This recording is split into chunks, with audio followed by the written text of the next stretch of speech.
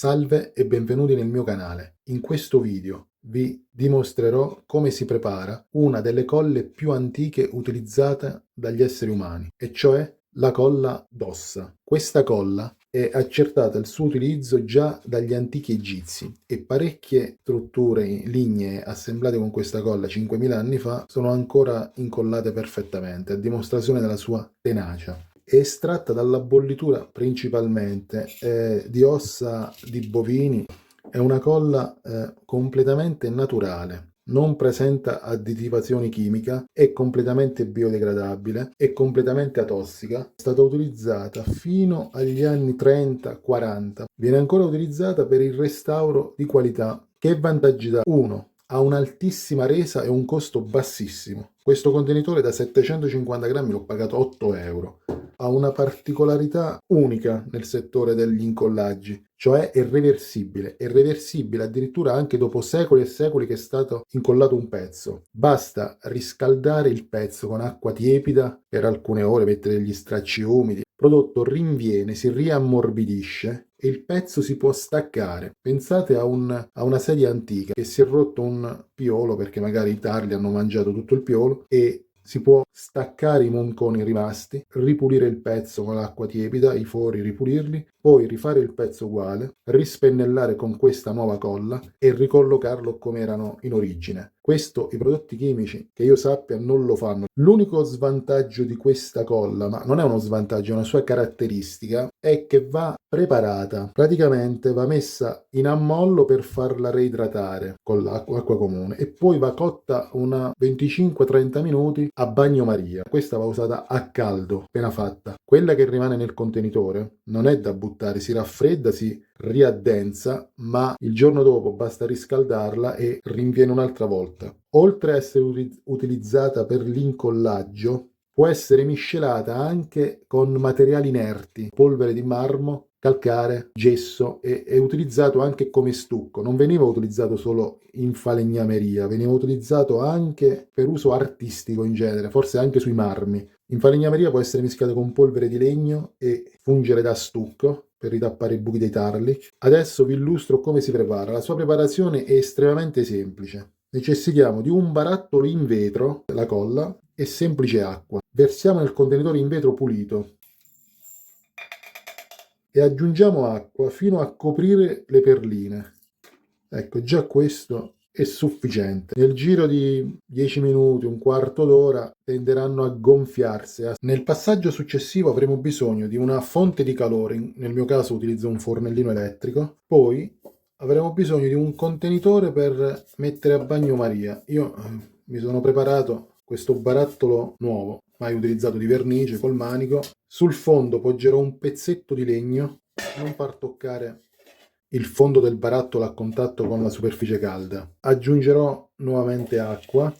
Ora questo va regolato a seconda del contenitore utilizzato. Adesso sta a bagnomaria, praticamente il contenitore è circondato dall'acqua. In riferimento alla reidratazione della colla secca, prima ho detto 10 minuti, ma ci sono diverse scuole di pensiero. C'è chi lo lascia in ammollo anche 24 ore. 10 minuti sono un tempo indicativo, ce ne vuole forse un po' di più, anche una mezz'ora sarebbe l'ideale. Mettiamo in cottura. Adesso, man mano che l'acqua intorno al barattolo si scalda, la colla comincerà ulteriormente a sciogliere. Mi raccomando, in questa colla non va mai introdotto un arnese in ferro, perché il ferro avviene una reazione, lo fa diventare scuro e perde di potere adesivo. La colla non deve mai bollire. L'acqua intorno sì, vedete, comincia a fare una schiuma. Diciamo che è quasi pronta, qualche altro minuto. Ogni tanto va agitato, sempre con uno stecco in legno. Adesso l'ho tolto dal fuoco. Con attenzione estraggo il contenitore, caldissimo, quindi attenti a non scottarvi. Adesso faremo delle prove di incollaggio. Unirò questi due pezzetti di faggio. Si prende un po' un pennello leggermente umido, mi raccomando non far toccare la parte metallica dentro la colla. Si intinge un po', si lascia scolare, pennelliamo.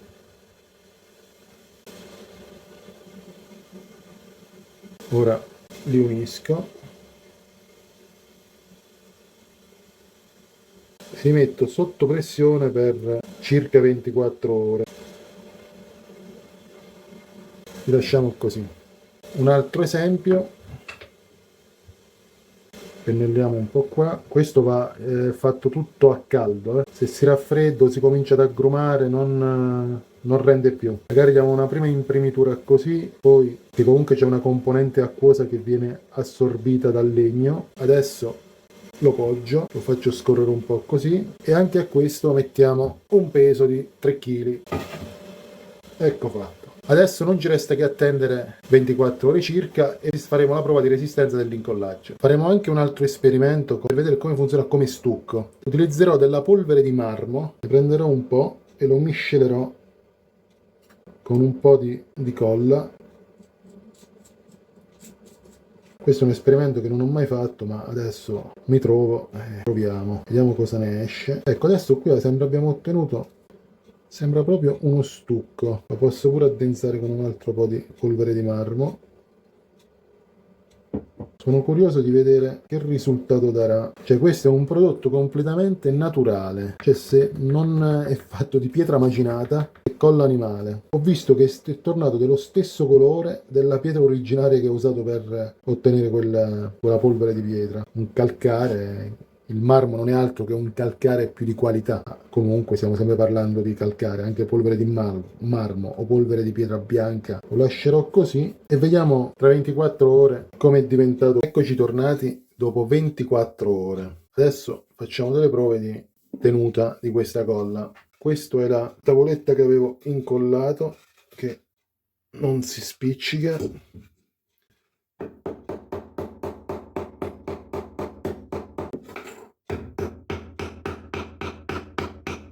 A martellate non va via. Cioè si spacca il legno, ma non si stacca ancora. Adesso proverò a fare leva.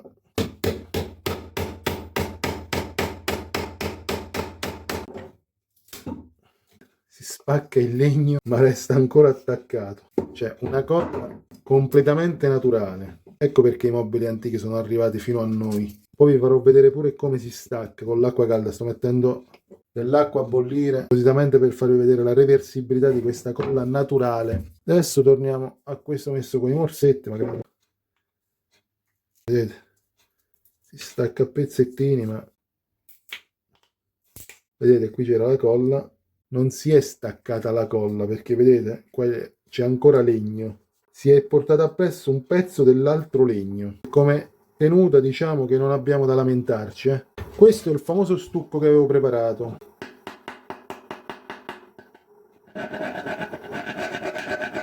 Sentite il rumore di pietra che fa? Cioè questo sono sicuro che se ci si passa la carta vetrata si lucida come una pietra. Facciamo una prova, questa è una 120.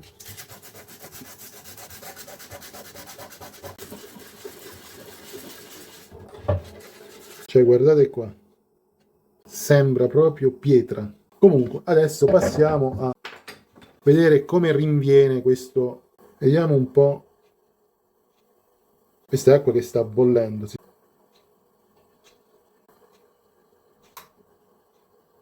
Vediamo se è un po' ceduto.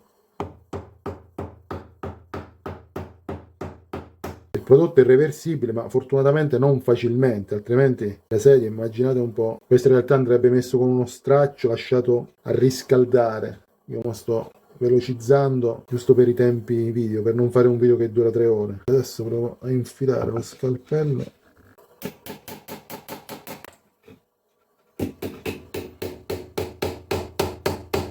Infilerò un po' di acqua. Ripeto, è tutto un processo forzato adesso. Qualcosa sta facendo. Cioè si è portato appresso pure il pezzo di sotto. Se lo immergiamo, vediamo se si stacca subito. Un test super forzato. Ecco, avete visto?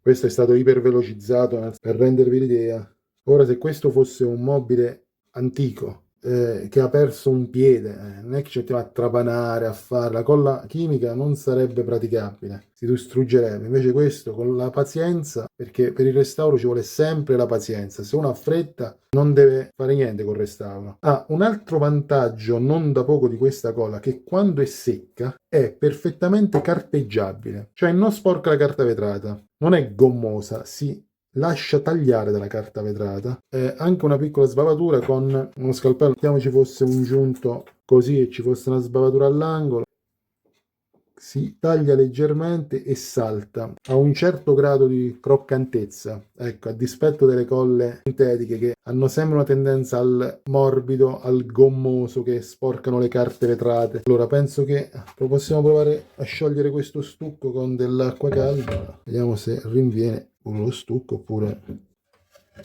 Cioè poi questo stucco potrebbe essere anche trattato con della cera d'api per renderlo idrorepellente.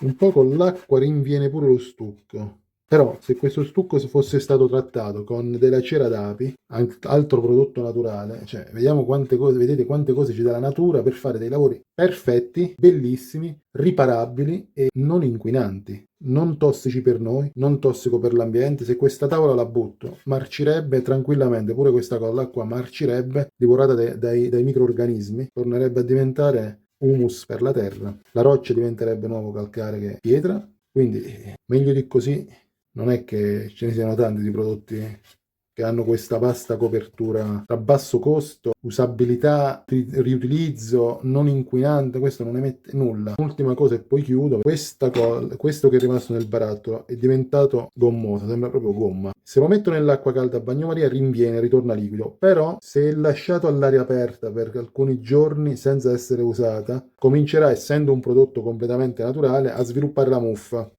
In quel caso non è buona più, va buttato. E anche in quel caso non inquineremo niente perché verrà mangiato dalla muffa. Se vi resta sporco il barattolo, acqua calda, una palettina e si pulisce. Questo video ti è piaciuto? Mi raccomando, iscriviti al canale. Perché tendo sempre a ripetere di iscriversi al canale? Perché sì, è vero che io condivido quello che faccio, non è che faccio questo, però fare questi video particolari, anche se voi vedete solo una parte, se sono 10 minuti, sono stati girati almeno 30-40 minuti, cioè io ci dedico molto tempo per fare questi video e se vi dà soddisfazione guardarli, mi contraccambiate con un'iscrizione al canale, una condivisione e un mi piace. Grazie a tutti.